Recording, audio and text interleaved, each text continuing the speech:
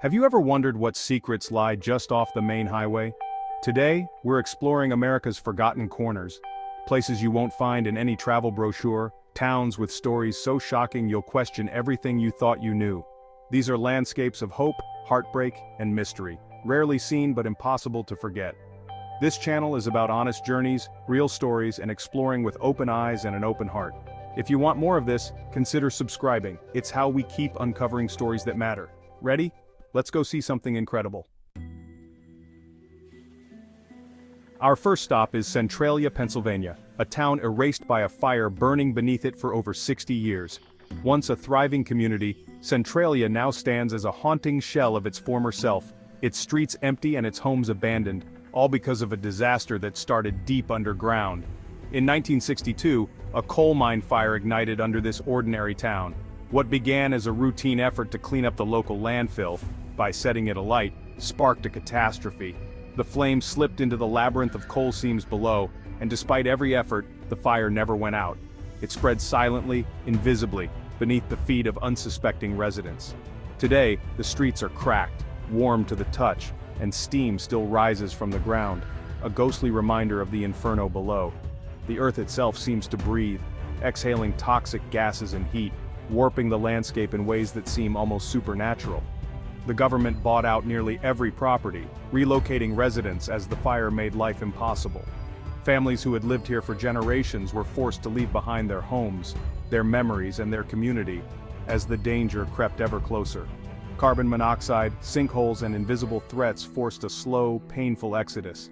The air became unsafe to breathe, and the ground could collapse without warning, swallowing roads, trees, and even entire buildings. Millions were spent trying to stop the fire, trenches dug, mines flooded, barriers built, but nothing worked. The fire simply found new paths, burning relentlessly, defying every attempt to contain it.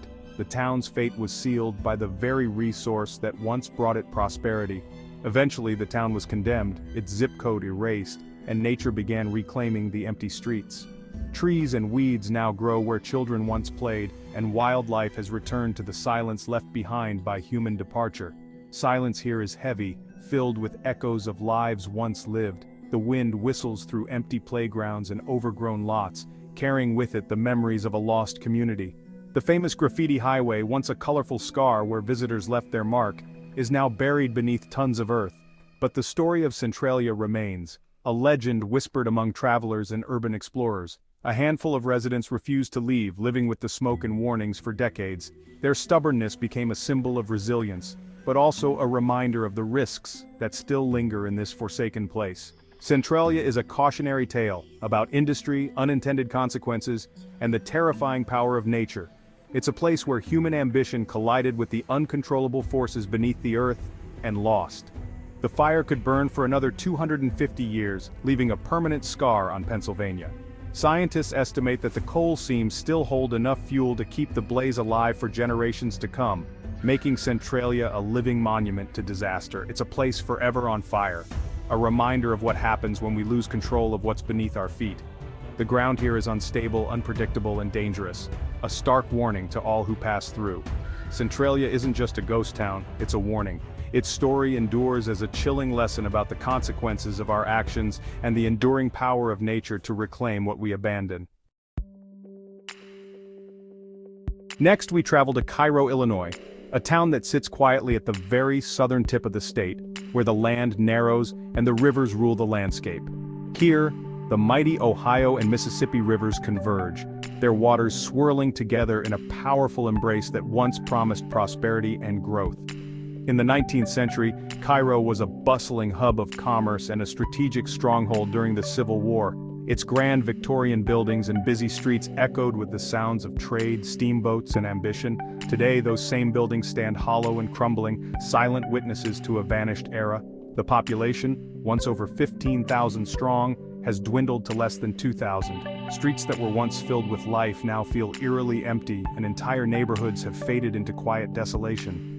Cairo's decline wasn't sudden, it was a slow unraveling shaped by decades of economic shifts, the collapse of river trade, racial tensions, and the steady loss of industry. Each closed storefront and shuttered factory tells a story of dreams deferred and opportunities lost. The town's turbulent history of civil rights conflict left deep scars, dividing the community and shaping its fate for generations. The echoes of those struggles still linger in the air, a reminder of battles fought and wounds yet to heal. Walking the empty streets, you see the ghosts of prosperity everywhere. The once glittering Gem Theater now vacant, its marquee peeling. City blocks that were once vibrant now silent and still, as if time itself has paused. Yet amid the decay, there is resilience. The people who remain are tough and proud, fighting to keep their town alive, tending community gardens, sharing stories on quiet porches, and working to preserve Cairo's unique history for future generations. Cairo stands as a symbol of lost American dreams, a poignant reminder of how quickly fortunes can change, and how the promise of prosperity can slip away, leaving only faded murals and empty playgrounds behind. Standing on the levee, watching the rivers merge beneath a wide, open sky, you can't help but feel the weight of all that history and loss. The water flows on, indifferent, carrying memories downstream. Cairo is a beautiful, deeply sad place, forgotten by many but unforgettable to those who visit. Its story lingers in the quiet streets and the endless flow of the rivers, a haunting testament to the passage of time. Now, we head to Gary, Indiana, a city built by steel, now haunted by its own decline. Founded by U.S. Steel in 1906, Gary was once a symbol of American prosperity. The steel mills built skyscrapers and cars, drawing families from across the world.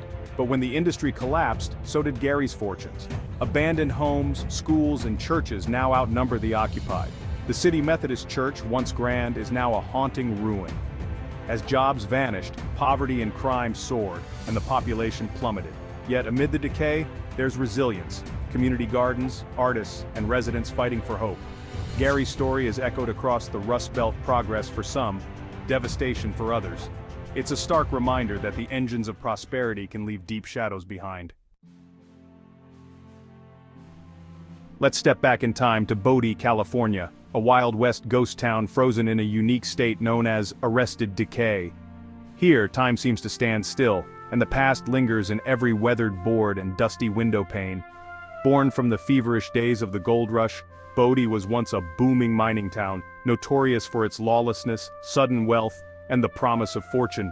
At its peak, Bodie was home to thousands of hopeful prospectors, gamblers, and outlaws, all drawn by the lure of gold hidden deep beneath the earth. But when the gold veins dried up, the town's fate changed overnight. People packed up and left in a hurry, abandoning homes, stores, and countless memories. Plates were left on tables, goods remained on shelves, and personal belongings were scattered as if their owners might return at any moment. Rather than restore Bodie to its former glory, the state made a remarkable decision: to preserve it exactly as it was left, maintaining its fragile, time-worn state. This approach, called arrested decay, keeps bodies suspended between life and ruin. As you wander Bodie's dusty streets, you can peer through windows into homes where tables are still set for dinner, stores where faded products line the shelves, and schoolrooms where chalk-written lessons remain on the blackboard. It's as if the townspeople simply vanished, leaving their world behind. Every building tells a story: the old church that once echoed with hymns, the jail that held outlaws, and the saloons that buzzed with laughter and the clink of glasses. These silent structures are haunted by the memories of those who lived, worked, and dreamed here. Today the silence is broken only by the wind, which sweeps dust and tumbleweeds down empty streets. In this quiet, history feels personal and tangible, as if you could almost hear the footsteps of Bodie's former residents. Legends of ghosts and the infamous body curse add to the town's mystique. Locals warn that anyone who removes artifacts from Bodie is doomed to suffer bad luck until the items are returned. These stories keep the spirit of Bodie alive and remind visitors to respect its fragile legacy. Bodie's end wasn't a slow decline, but the abrupt close of an era. The town stands as a rare, perfectly preserved snapshot of the American West's boom and bust cycle. Today, Bodie is more than just a ghost town. It's a living memory, a chapter of American adventure, ambition, and loss, waiting for new visitors to walk its streets and imagine the lives that once filled them. Welcome to Peacher, Oklahoma, a town poisoned by its own industry. Once the world's largest producer of lead and zinc, Peacher thrived on mining. But toxic waste, Mountains of chat surrounded the town, contaminating air, water, and soil. Children played on toxic piles, unaware of the danger. Lead poisoning caused devastating health problems, especially in children. The ground hollowed by mining became dangerously unstable. By the 2000s, Peacher was declared uninhabitable, a Superfund site evacuated by the government. A tornado in 2008 destroyed what little remained. Today, Peacher is a ghost town, its toxic legacy a warning about the cost of industry. It's a heartbreaking story of sacrifice and neglect, a lesson we can't afford to forget. Deep in the woods of Cornwall, Connecticut, lies the legend of Dudleytown, a village said to be cursed. Settled in the 1740s by the Dudley family, misfortune followed. Madness, mysterious deaths, and tragedy. By the early 1900s, the last residents had fled, leaving only stone foundations swallowed by forest.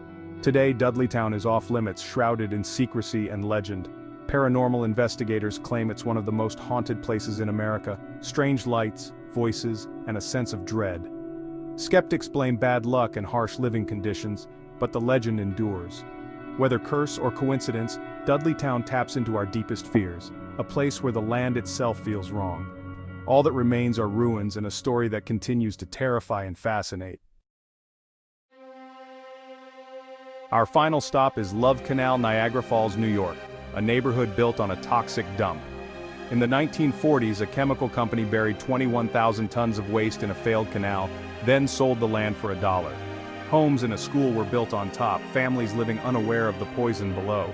After heavy rains, chemicals surfaced, black sludge in basements, dying gardens, and a surge in illness and birth defects.